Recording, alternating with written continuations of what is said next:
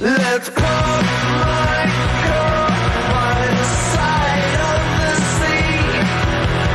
You be you, and I'll just be me. Hey guys, welcome to your session today. We're going to do about 15 minutes of a yoga stretching based warm-up to start your kettlebell session. You can start or end a session with this, but it's a really good one to start with because we're going to be warming up all of the essential muscles and movement patterns that you will use for your session. So you'll want a light bell in front of you. So if you've got a mat, come onto your mat, and that bell's in front of you. If you haven't got a mat, just have it somewhere where you're standing and as if you were going to come and do a swing with it. And we're starting lying down, so have that bell there, you're going to lie down. So find a comfortable position, shuffle around, get your shoulder blades down your back. So take one shoulder off the floor and then the other, push your shoulders down your back. Bring your heels quite close to your bum and look at your knees and make sure your thigh bones are parallel. Take your palms to the floor. Then leading with your glutes and your tailbone, tuck your tailbone under, squeeze your bum. So squeeze your glutes and then that will lift the back of your hips off the floor. So vertebrae by vertebrae, take your hips as high as you can. So we're coming into hip extension here. So this is the top of your swing. Squeezing your bum, tucking your tailbone under, squeeze your core. So here is the top of our swing. So we're just really squeezing into those muscles. Take it down again, vertebrae by vertebrae, and then come back up. So you're stretching the front of your hip flexors. You're switching on the muscles in your glutes and your spine and your core. Taking it back down again, so switching them on, switching them off. We'll try and do this about 5 times. Give it as big a squeeze as you possibly can. You can't really press your hips too far forwards here. They'll only go as far as they can go, and we're looking for maximum extension. Keep working through. It's quite a sneaky way this to do a really good amount of work lying on your back. So it doesn't really feel like you're doing a lot of work, which is sometimes quite nice when you're trying to break through the inertia of sitting still for a long time and then coming to training. Okay, hug your knees into your chest and do some rocking. So you're just going to rock backwards and forwards. Use your shin bones to give you momentum. So like you're on a swing, kick your legs to make yourself go forwards and backwards on a swing. And then when you're ready, you're going to come all the way forwards, land on your feet in a squat. Hopefully with your bell in front of you, so you haven't rolled too far in front of it. So hold onto your bell, pull it up to your chest, and you're in a prying squat. So a prying squat, you've got your elbows on the inside of your knees. So you're pushing into the inside of your knees with your elbows, push your knees out. Get your spine straight, look forward. So try not to hunch down. We want to lift up. So try and get a bit of a back bend feeling here. Push your chest forwards into the bell and settle. Move from side to side. Really get into your hips. So we're sneakily trying to get your core switched on here. And the muscles in your spine that help to keep your spine upright. Getting lots of movement in your hips and your knees and your ankles. And the bell should help you stop falling backwards, stop giving you that fear of falling backwards. Should help you come really deep into the position. Okay, let's put the bell down again in front of you. We're coming back to it. Take your hands to the floor, lift your hips, come into a standing forward fold. So your feet are maybe slightly wider than hip distance, narrower than the edge of the mat. It doesn't matter if your legs are straight or not. If you come from nothing to this, they probably will be slightly bent. If you need to be up here, you can be up here. Or come down as far as you can, bend your knees as much as you need to. Try and keep that stretchy feeling in your hamstrings. And then place your hands on the floor, bend your knees as much as you need to do that. Step back into downward dog. So if you look at your hands, make sure your index fingers are pointing forwards. They're not pointing towards each other. So your index fingers, your pointing fingers are parallel. And then push your hips back. Take your head between your arms. So your ears are between your arms. Lift your hips up high. Work your heels towards the floor. Keep your belly and your chest coming towards your knees. So you're working for a straight line between your wrists and your hips, the back of your hips. Your legs don't need to be straight. Come forward into a plank and then back into downward dog. And we're going to move through that. So come forwards into a plank, back into downward dog, moving through on your own terms and your own time. Make sure when you come into that plank, you're squeezing everything. You're only in there for a few seconds, so you're not going to waste too much energy giving it a big squeeze. But what you are going to do is tell your central nervous system that we're going to be doing some work here and it needs to be awake. And rather than shocking it with a big load, you're just using your body weight just for a second of full tension. So plank, downward dog. Try and come a little bit deeper into your downward dog each time. Keep going plank to downward dog. And then finishing your downward dog, come onto your hands and knees. And then take your left leg, and we're going to point your left toes towards the left. Position this leg so that we've got right angles everywhere. So you've got a right angle between your heel and your knee and your hip.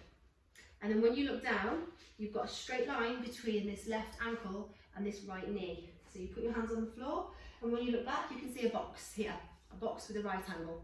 That's the shape that this left leg is making. Then I want you to come round in circles, please. So what you should be feeling is a nice stretch in this left hip. So the bigger the circle, the more we should get a feeling of stretch in this hip. Let your knee come round with it. So if you imagine you're leaving a trail behind as your knee moves, your knee should be leaving a circular trail as it comes round as your hips move. So just imagine that happening. Every time your hips push back, that's where we should be feeling quite a big stretch in your glutes. So just getting lots of blood flowing to your hips. Then move the opposite way.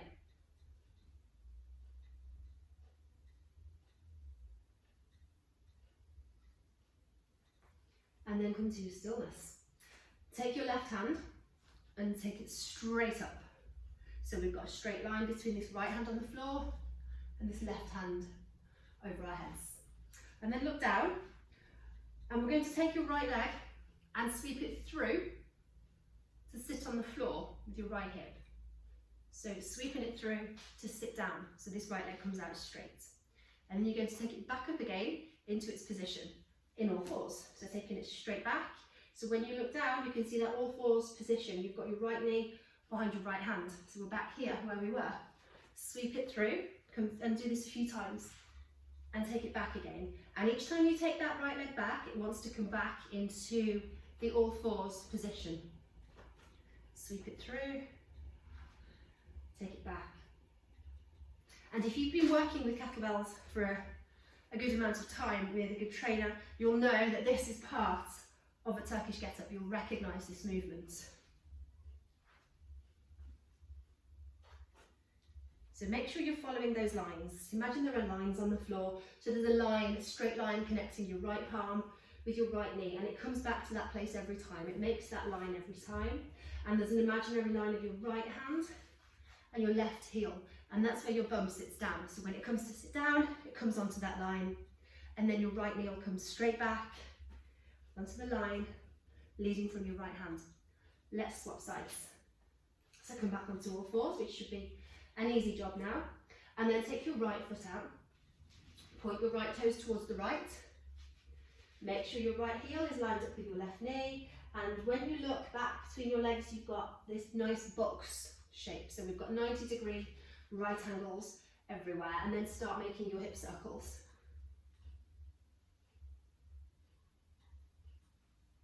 So just exploring, finding any sticky spots, any particularly tender spots. And remember, you're trying to make a trail with your right knee. So you're trying to leave a circular pattern or trail behind. So that's just to make sure you're not just moving your hip and letting your right knee kind of cave in and stay there. We want to keep your thigh bone moving and taking your knee with it and your ankle with it as well. So we want that whole range of motion coming from your hip. Your hip and your knee and your ankle are all connected, obviously. But what one does, we want the other one to do as well. So let's swap sides, swap directions, sorry.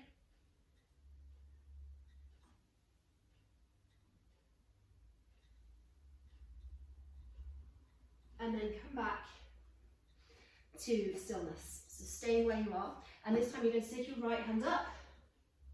And we'll do the same on this side. So looking down at the floor, you'll see this nice right angle that you've made with your left palm and your left knee and your right foot.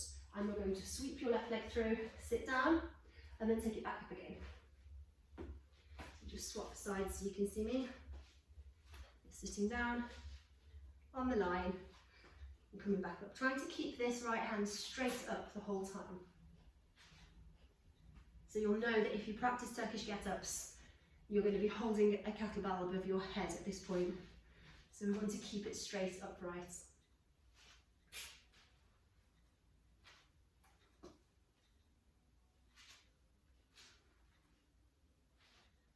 We'll do a few more repetitions like this. Should be feeling quite warm now. And it's less of a sneaky warm-up now. This feels a little bit more energetic than lying on your back and squishing your hips up. How we started. Okay, finish there, come back onto all fours. So take your hands down, take your knee down, contemplate how warm everything feels. Good. And then let's come back into our squat. So have a quick downward dog just to stretch out. Walk your feet towards your hands into a forward fold. Squat back down. So you might need to take your feet a little bit wider, turn your toes out, squat back down, hold your bell. Bring it up to your chest, get a straight spine. Good. Bell to the floor. Standing forward fold, lift your hips. Hold onto your bell. Bring your feet a little bit closer to each other so that they're hip distance. So you've got the bell on the floor in front of you, hold onto it with both hands and push down into it. So now you should be able to get your legs a bit straighter. So push your feet into the floor and then push the bell into the floor and look slightly forwards in front of it. So we're just really trying to stretch out our hamstrings, the back of our body, and then pull your shoulders down your back. So just teaching yourself to engage your lats before we start doing any deadlifts or swings or presses. So as if you're trying to drag the bell backwards. If you were to pull that bell across towards you, that's the first thing you would do. You would pull your shoulders back. And then slowly come to standing. And then we'll just finish off with a triangle. So we will actually lift something here. So a yoga triangle pose or a kettlebell lift windmill pose. So clean and press your bell. Remember, it's quite light, so it should be really easy to get overhead. Shouldn't be too much of a shock to your system. Turn your toes towards the opposite side that you've cleaned the bell on. So I've cleaned the bell on my right hand side and I'm falling over as I'm talking to you. Don't talk and windmill at the same time. So you're turning your toes 45 degrees to the opposite side that you've got your bell on. So I've turned my toes to the left, my bell's on my right, and I'm going to push my hips back, keep my legs straight, push those hips back, slide my left hand down my left leg. And I'm not using this as a strength move, no, I'm using it as loaded stretching. So trying to wake up my core, wake up my legs, tell my central nervous system it's time to start doing some lifting in a really gentle way. starting with body weight and ending by lifting a bell overhead and twisting. So we're going to hold it here. We're not going to keep coming up and down. It's a light bell, so we should be able to hold it. Make sure your palm is facing the front of the room. So your palm isn't facing towards your back leg, your right leg. Your palm is facing towards the front of your room. Your little finger is in line with your back leg and your thumb is in line with your head. Let's come up. Turn your feet forwards so they face the front again before you bring your bell down. And then we'll do the other side. This time I won't talk as I clean the bell and fall over. Okay, bell overhead. So this time it's in my left hand. I'm going to turn my toes 45 degrees to the right, look up at the bell, push my hips back, slide my hand down my right leg, and hold it here, and just enjoy the opening. Left shoulder coming down away from my left ear. Both legs straight and strong. Thumb pointing the same direction as my head, little finger pointing the same direction as my left foot. Arms straight.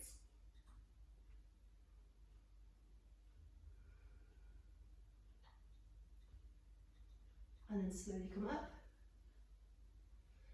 Point my feet forwards first, then bring the bell down.